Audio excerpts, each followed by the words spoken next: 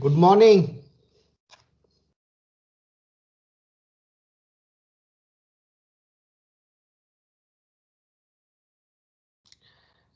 Am I audible?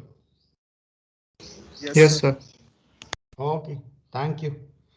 Mm, So, what we are discussing was the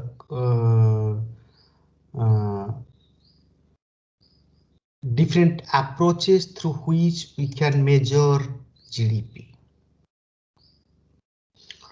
or national income. So,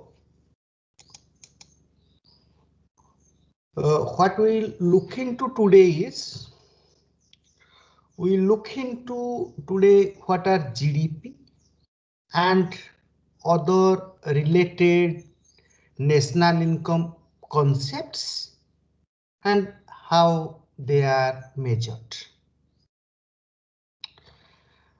If you see national income, which we may define as income of the nation during a period of time, provide a comprehensive measure of our economic activities. So there are several versions of national income, though strictly speaking, only one of them is referred to the national income. They are very closely related. So there are several versions or the several conceptualization of your national income, but strictly speaking, out of these, only one of them is referred as the national income. Only the net national product NNP at factor cost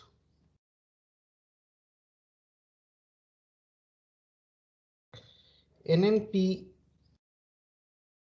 at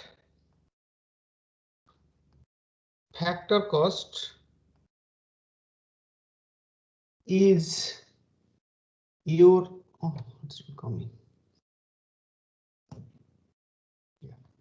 And NNP at factor cost is strictly speaking is the national income. So the several concept related to GDP we are going to discuss as listed here are your gross domestic product, net domestic product, gross national product, net national product, private income, personal disposable income, and then we'll discuss what is net national disposable income. Besides these concepts, these measures are defined both at factor cost as well as your market prices.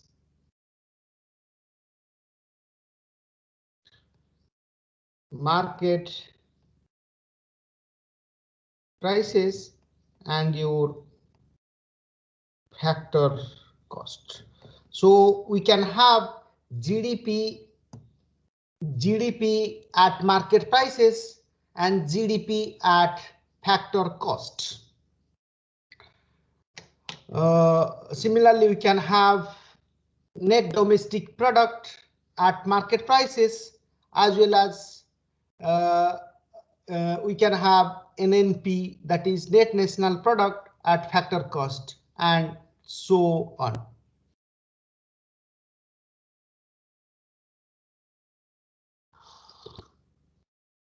Furthermore, we have what we call is nominal GDP as well as real GDP. So what is GDP? Let's come to what constitute our GDP. So we'll discuss each concept briefly. Let's look at what is your gross domestic product.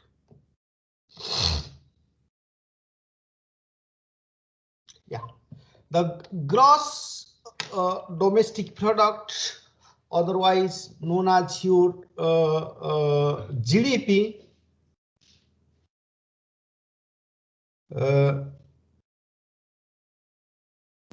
so the GDP at factor cost, as we discussed, we can have GDP at market prices as well as you can have GDP at factor cost. And we have GDP at factor cost, which is defined as the monetary value of all final goods and services. So here we are missing a terminology called final. All final goods and services that are currently produced. Currently produced implies that in the given time period it is produced.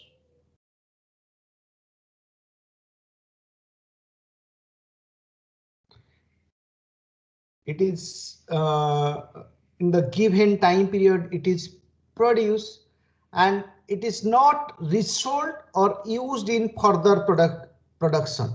So if it is used for if it is resold, then it is an old item. So if you have resold, then it is your old item. That implies your old items are not part of our GDP. Similarly, it is not used for further production. If it is used for further production,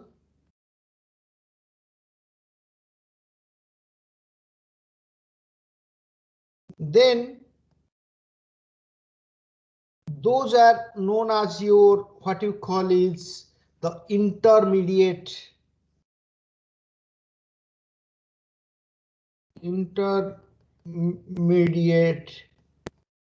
goods.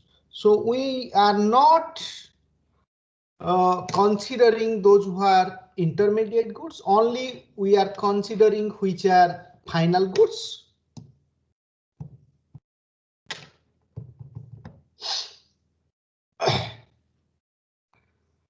And then we are considering only those who are in sold in the official market. That implies all transactions happening in your black market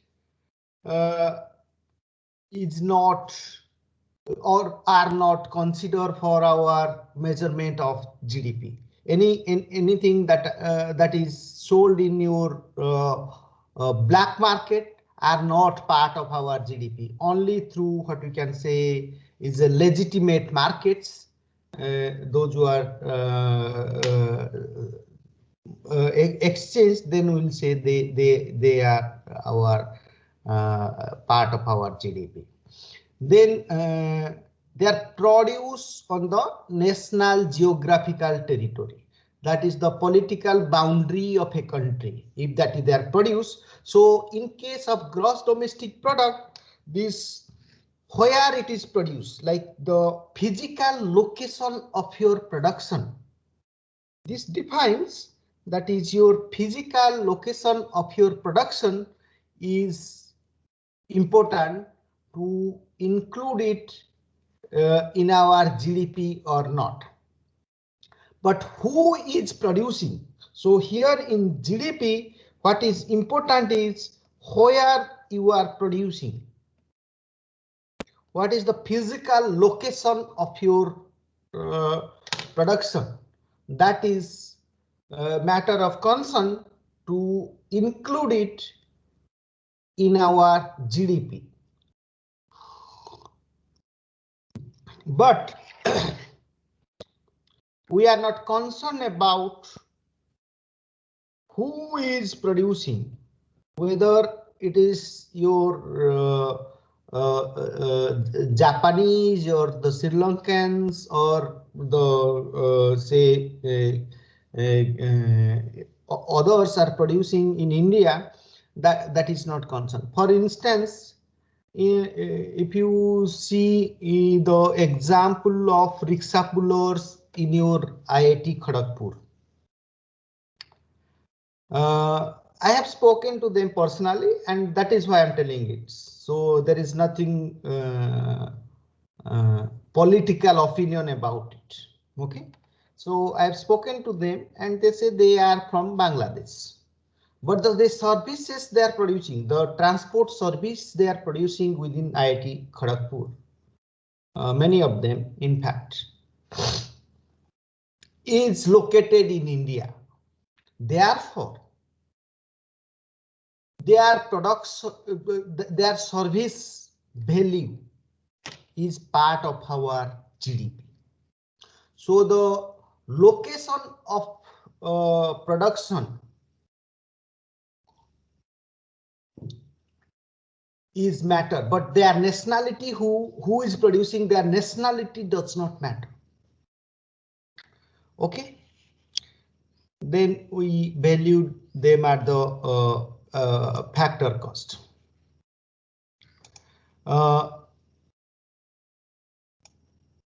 So as you see, where we are, when we are measuring GDP, we are expressing them in terms of money. For in case of India, we are expressing them in terms of rupees. Why we are doing so? Why we are making the monetary value of all final goods and services? Because the goods and services are non-additive in their physical quantities, because we are producing diversified goods and services whose measurement units differs.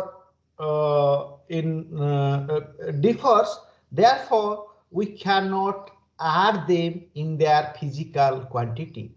For instance, wheat, we are measuring wheat or rice or potato, tomatoes, we may measuring in tons, but like your clothes, other things, we are maybe measuring in meters, and in cars we are maybe measuring in, or computers we are measuring in numbers, and then in case of haircut or savings or a visit to parlor, we are measuring them in numbers of numbers. Similarly, in case of petrol, diesel, or all these things, we are measuring in terms of liter and so forth. So because they are in the different measurement units, then we cannot add them. That is why we say you cannot add apples and oranges. You cannot add apples and oranges because they are in different measurement quantity is in their physical features. So by using the price, therefore we use to convert this physical quantity to a monetary value, and then we add them. So we use price to convert those goods and services to monetary values, and therefore we can add them, because now all of them are in monetary values, so we can add them.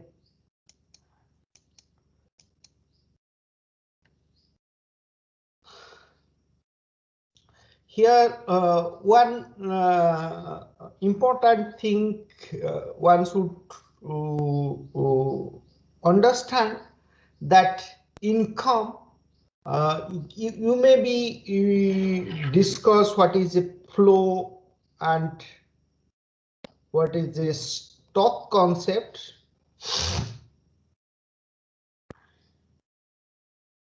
in economics. So as you can see, income or the production is a flow concept.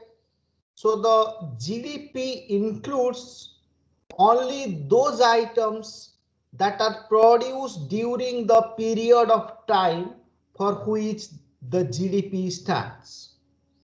So when we are saying the GDP in 2021, this includes the production of all goods and services say between January 1st, 2021 to the 31st of December 21. So when you are saying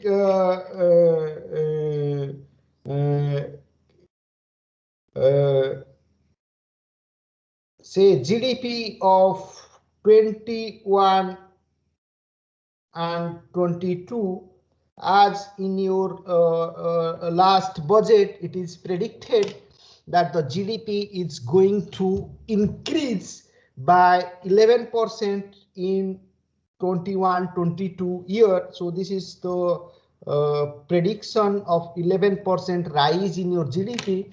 What it implies is that corresponding to the financial year 2020 and 21, the production of goods and services in the financial year of 21 and 22 will increase by 11%. Will increase by 11%. So what we are saying is, so because the production is a flow concept, therefore it refers to a duration of time rather than it's a point of time. As you know, in case of stock, we define it at a given point of time, whereas in case of flow, it is for a duration of time. So that is why we are saying say 1st of April to the say end of your March is your financial year. Whatever is produced in that time period become part of your GDP. Similarly, the change in your inventories during the period are treated as positive or negative purchase by the producer for the purpose of reconciling the production measure with the end use expenditure measure.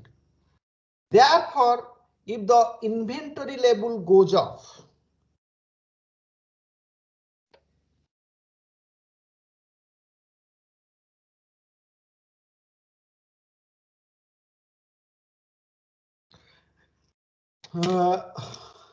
if the inventories level goes up, then the increase in inventory is added up to the end use expenditure to give the production informations.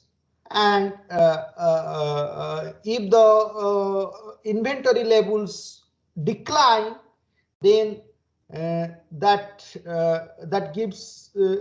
is deducted to the end use expenditure to give the current production information. In other words, what we are trying to say is increase in inventories is equivalent to positive production and decrease in inventory is equivalent to negative production. Increase in inventories is equivalent to positive production and decrease in inventories is equivalent to negative production.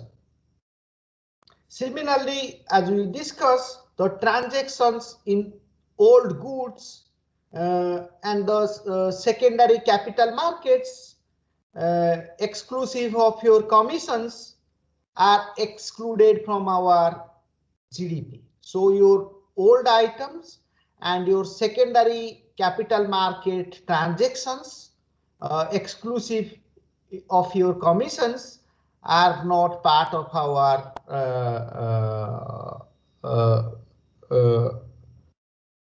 GDP. So even transaction your primary capital market are ignored until they lead to purchase of goods and services. Therefore, trade in your say when you are selling your old cars or house or your laptops uh, uh, and your say old equities and bonds, they are not part of the GDP. But when you are selling a car, probably the say you are selling a car, so you are selling it say car 24. When you are selling it in car 24, in that case the value of the car is not part of our GDP, but the commissions generated by car 24 is part of our GDP.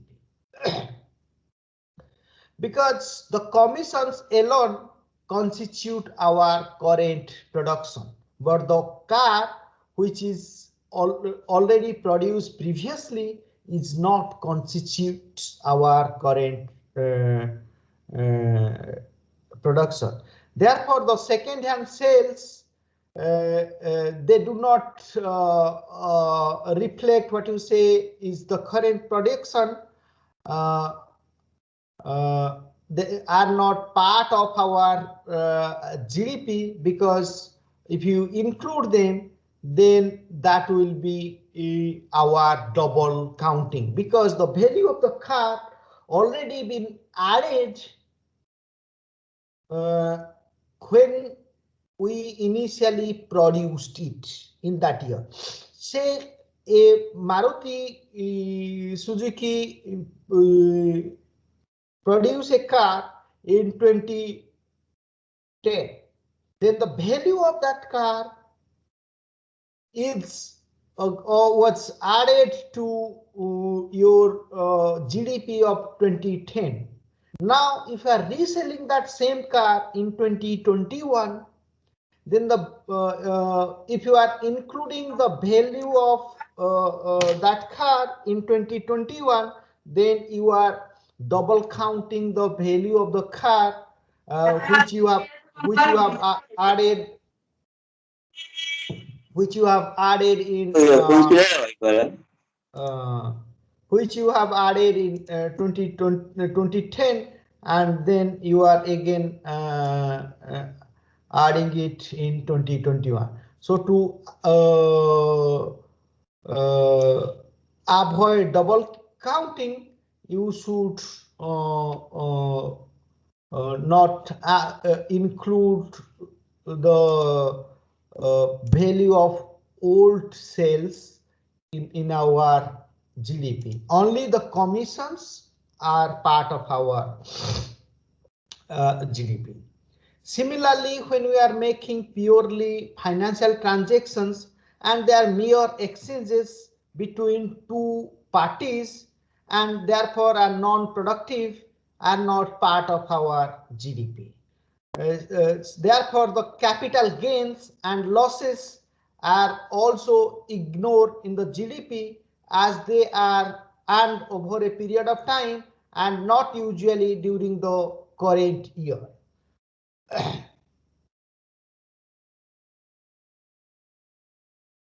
So if an for example, if an art collector sell his painting and make a capital gain, the sales proceeds does not enter the GDP, as the painting was produced several years back. Say recently there was an example that Angelina Jolie of your Hollywood was going to sell one of the rare paintings in millions. of US dollar. So the proceeds she is going to get by selling the rare painting is not part of our GDP, because that painting was painted probably many years back. Similarly, the raw materials, that is what we call is the raw materials that are and your intermediate goods and services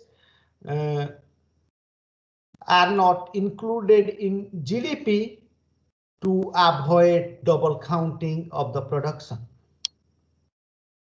For example, say in your Nalanda complex, say the value of your Nalanda complex is 1 crore rupees, and in the case of Nalanda, when the Nalanda complex was constructed, that time say 50 crores of steel, cement and other things were used.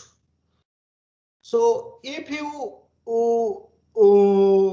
take the value of steel, cements along with the value of Nalanda complex, then it become 150 crores, because value of steel, cements and other things 50 crores, and the value of the Nalanda become 100 crores, and therefore what is 150 crores. So if you say we have GDP of 150 crores added, then it is wrong, because already the value of the Nalanda complex, which is 100 crores, is inclusive of the 50 crores of steel, cement and other intermediate goods used in the production process.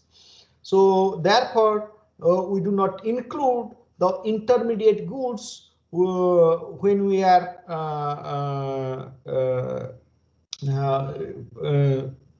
calculating our GDP. For instance, there are more examples, like when you are making bread, the value of wheat we should not add, because the value of the bread already included the value of your wheats. Similarly, when you are making shoe, or then the leather use. So in that case, the value of the shoe already included the value of leather. So leather value should not be part of our GDP. Similarly, tires used in cars, because the car's value is inclusive of the tires used.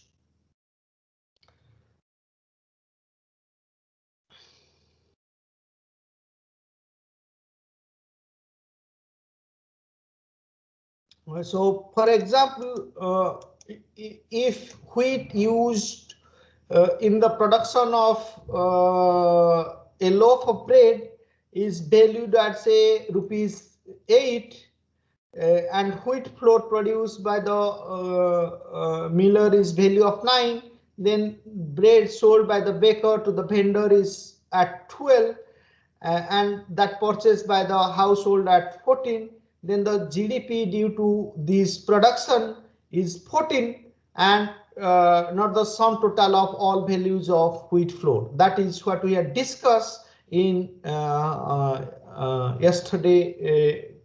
not yesterday, in the previous class, when we were discussing about the value added approach to measure GDP.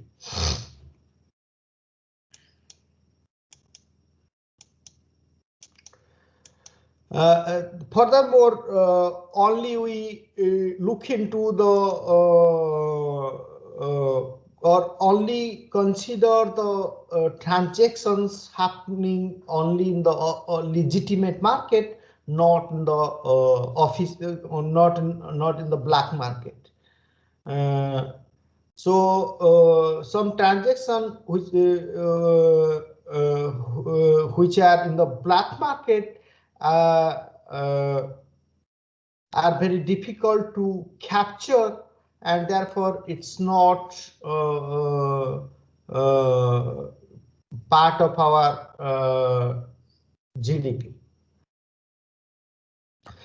because transaction in the black market may be one way and not exchange, and therefore they are not constitute current constitute your GDP. Similarly, the transfer payments. What do you mean by the transfer payment? The transfer payment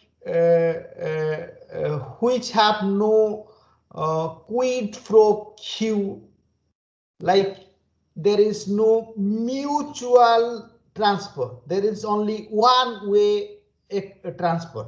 So in case of market exchange, as we have discussed, where the markets connect people to exchange goods and services for their mutual benefits.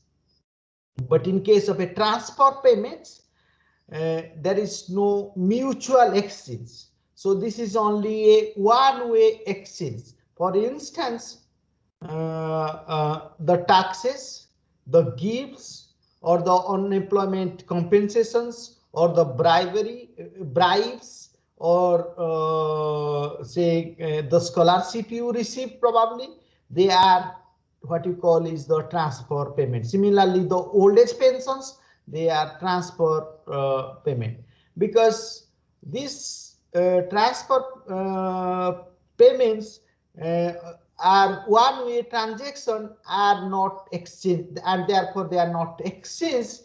Therefore, they are not part of our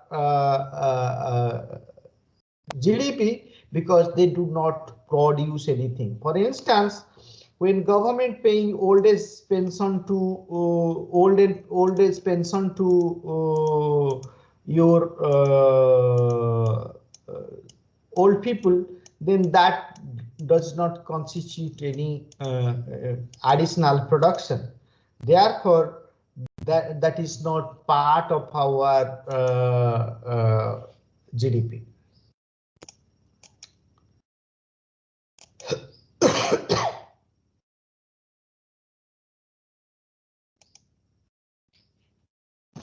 So to sum up what we had discussed, what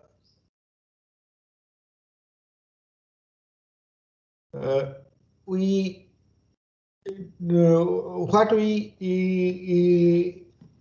add in our GDP and what we do not add in our GDP. So we do not add. We do not add. Let me stress it again. We do not add anything which non-production. For instance, like your transfer payment or your capital market transactions.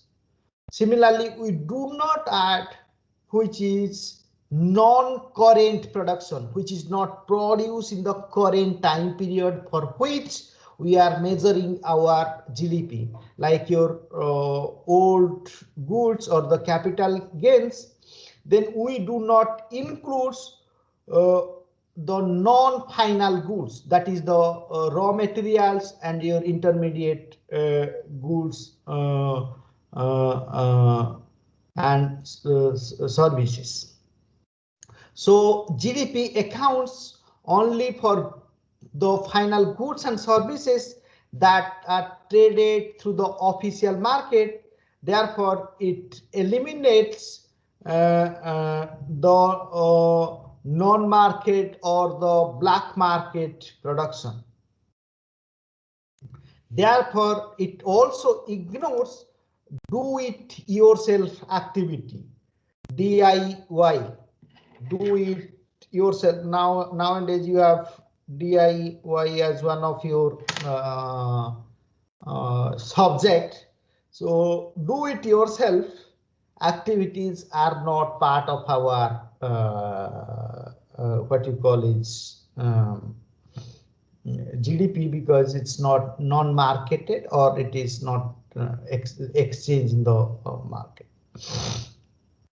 So for example, the household work, including say the washing of clothes or the preparation of food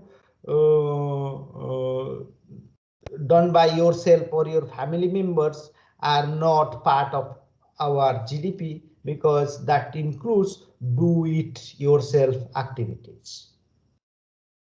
Whereas if you are hiring a maid servant do your laundry or your cook your food, they are included as part of your GDP.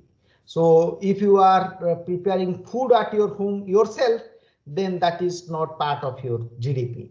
But if you hire a maid servant and the maid servant prepare your food, then that becomes part of your GDP.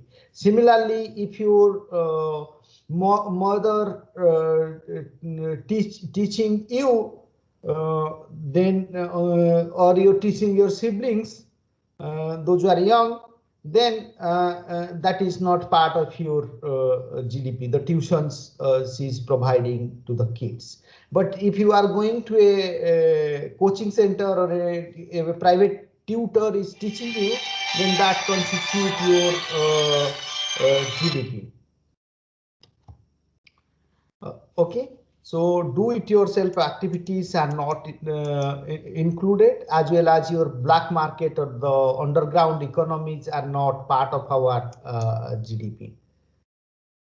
There are 3 exceptions with regard to the exclusion rule of non-market transactions, that is the do it yourself DIY. One is self-consumption of production by the producer is valued and is included in the GDP. For example, when a farmer is producing, say, wheat, and part of the wheat is consumed by the farmer, that is included in our GDP. But when you are producing your food, is not part of your GDP. Similarly, another is rent on owner occupied houses. Say someone is renting houses and also the person is staying in the houses. Then the rent of the owner of that occupied houses is calculated and also included in our GDP. So it is part of the income and expenditure of that owner. Furthermore, the expenditure on public administrations like your national defense, police, like your fire brigades, and then your elected members of your parliaments, as well as your assembly or the local government bodies are also part of our GDP.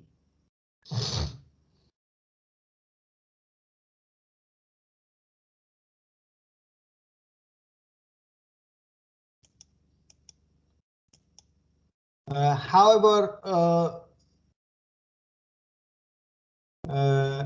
why this expenditure on public administrations, that is what we call is the rule that only the official transactions are considered in GDP, is more of a conventions than logic. Only we are including say official transactions, legitimate transactions, and not the underground economy or the parallel economy or the black markets. Because it's only a conventions rather than logic, because in some countries parallel economies size is very large. Parallel economy size is very large, and when you are not taking into account the parallel economy into your considerations, then what you are saying doing is you may be underestimating your GDP. So what you learn, or what you to sum it up, you see the non-market productions, which are known as your do-it-yourself activities, are not part of your production, whereas the self-consumption product of the farmers or the producers are part of our not part of our are part of our GDP. Similarly, you have illegal activities like your gambling, prostitutions, drugs, these and bribes. They are not part of our GDP. Because we omitted these activities, therefore omission of these or exclusion of these activities leads to your underestimation of your true GDP. Furthermore, as we said, the GDP is produced on the country's geographical territory only.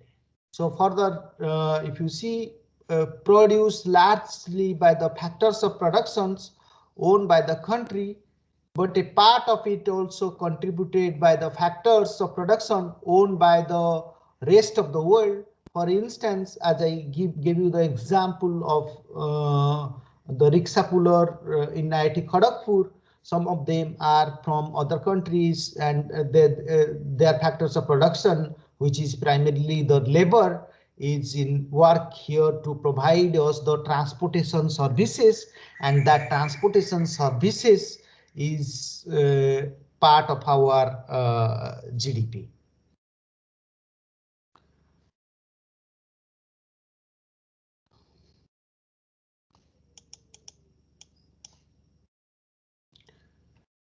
So finally, what you have is you have GDP at factor cost.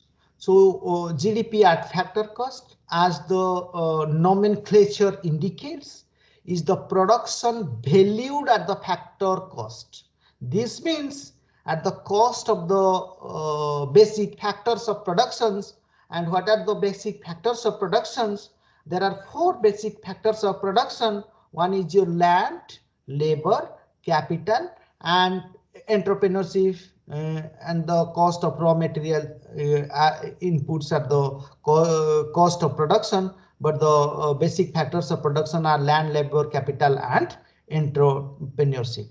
So GDP at factor cost means at the cost of land, labor, capital, these factors of production, and the intermediate goods used in the production. Thus, it ignores the tax imposed as well as its subsidies given by the government on goods and services. So the GDP, which includes such taxes and subsidies, is known as GDP at market prices. Therefore, the relationship between GDP at market prices and GDP at factor cost is given like this. That is, GDP at market prices is equal to your GDP at factor cost plus your indirect taxes. So this TI is the indirect taxes. I for here stand for your indirect taxes. The subscript I given is your indirect taxes and your subsidy. This T minus S, otherwise also known as your net indirect taxes.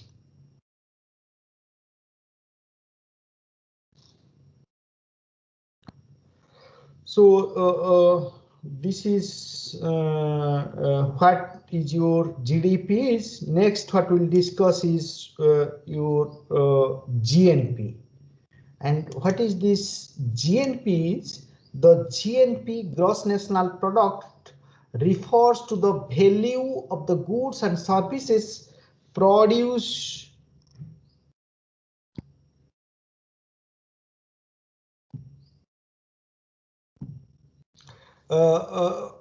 produced by the nation's factors of production, irrespective of the locations where it is produced. So in case of gross national production, in case of the gross national production, who is producing is of important, but where it is produced is of no importance. So we are considering, so GDP refers to the value of goods and services produced by the nation's factors of productions, irrespective of the locations or the physical or the geographical territory where it is produced. So the nationality of the factors of productions matters when we are measuring gross national product. For example, say a software professional salary in US who is an Indian is part of our GNP, because the software professional from India is the factors of basic factors of productions of India. So therefore, even what the software professional is producing is in US, but the software professional belongs to the nationality belongs to India, then it is what you call is part of your GNP.